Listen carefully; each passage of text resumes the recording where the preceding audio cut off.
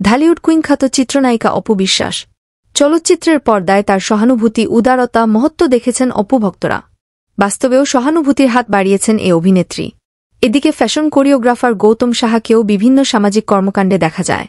এবার তারা সুবিধাবঞ্চিত শিশুদের পাশে দাঁড়িয়েছেন। রাজধানীর শ্যামলীতে ছায়াতল নামের একটি প্রতিষ্ঠান সুবিধাবঞ্চিতদের নতুন পোশাক দেওয়ার উদ্যোগ নিয়েছে।